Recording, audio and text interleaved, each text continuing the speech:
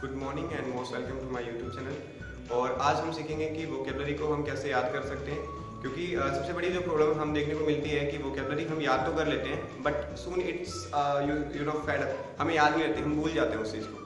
तो कैसे हम इसको परमानेंटली अपनी मेमोरी में रख सकते हैं, आज हम बेसिकली उसी चीज़ के बारे में जिक्र करेंगे। But before doing that we must know that how our mind works, हमारा जो दिमाग है वो कैसे काम करता है। तो उसको आप ऐसे समझ सकते हो कि अगर आप फोर्सफुली उस चीज़ को कोई भी चीज़ कोई भी इंफॉर्मेशन दोगे इम्पोज करके, तो वो उसको कभी भी याद नहीं रखेगा। ठीक है, तो उसको अगर हम कोई भी डाटा जो हमें पहले से याद है और उसके साथ हम अगर उसको अटैच कर देंगे तो हम उसको इजीली याद कर सकते हैं। तो आज हम जो वोकैबुलरी करेंगे ऐसे ही करेंगे, एसोसिएशन से ही करेंगे, या फिर आप कह सकते हो स्टोरी से लिंक करके हम उसको याद करेंगे। तो ये वो वर्ड्स हैं जो मोस्ट कॉमनली एग्जाम्स में आते ही रहते हैं। ठीक है, तो जैसे सबसे पहला वर्ड है हमारा बेमोन। बेमोन का मतलब होता है पछताना। बेमोन का क्या मतलब होता है? पछताना।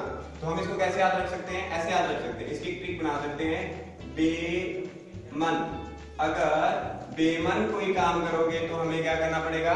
पछताना पड़ेगा। तो इस तरीके से हमें याद हो जाएगा कि बेमन का मतलब होता है पछताना।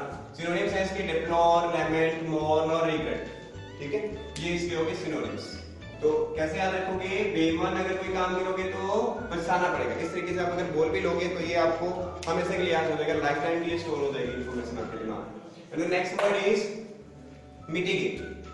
मिटिगेट, इसको भी हम याद कर सकते हैं। इसको ब्रेक कर लेते हैं वर्ड को, नहीं तो ये याद नहीं रहेगा। इसको इजी तरीका देखो क्या है इसको याद करने का।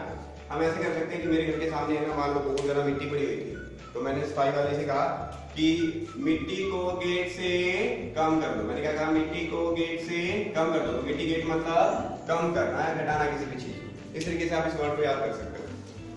कर्टेल, कर्टेल का मतलब भी कम होता है, कम करना किसी चीज को।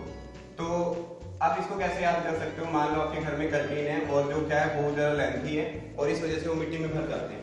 तो आपने चाहा कि वो मिट्टी में ना भरे, इसलिए आपने कर्टेन को क्या कर दिया? कर्टेन। कर्टेन को कर्टेन, पहले कर्टेन देखो फिर कर्टेन, तो कर्टेन को क्या कर दिया आपने? कर्टेन कर दिया, यानी कि आपने कम कर दिया। तो मिटिगेट के सिनोनिम्स कौन से हो गए? रिड्यूस करना, कर्टेल करना और डिमिनिश करना। तो ये सारे हैं इसके सिनोनिम्स।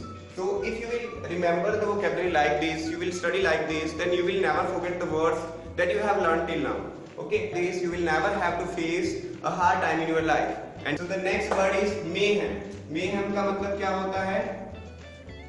तबाही मचाना।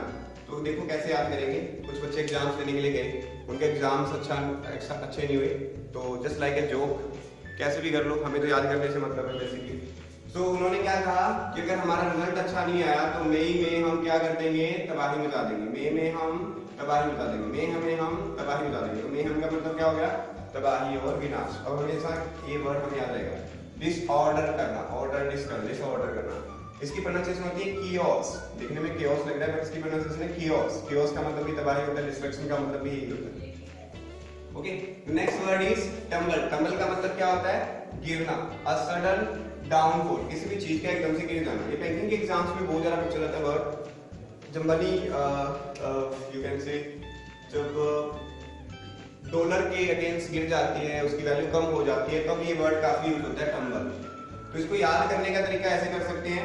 एक छोटा बच्चा था, वो टेबल को ऐसे पुश कर रहा था, just like a story. Okay, वो क्या कर रहा था? ऐसे पुश कर रहा था और फिर उसकी मम्मी ने बोला, बेटा तुम बल मत लगाओ। उसकी मम्मी ने क्या बोला? तुम बल मत लगाओ वरना गिर जाओगे। तो टंबल मतलब क्या होता है? गिरना। उसने कहा तुम बल मत लगाओ वरना गिर जाओगे। तो टंबल का मतलब होता है गिरना, स्लिप और स्टम्बल। ओके, तो ये सारे वर्ड्स हैं जो आप इस तरीके से आप याद कर सकते हो।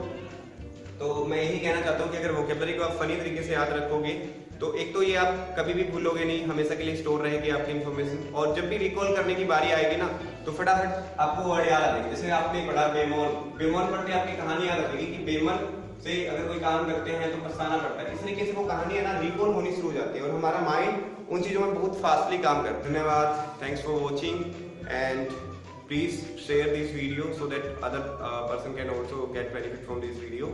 Okay, thank you so much, have a nice day.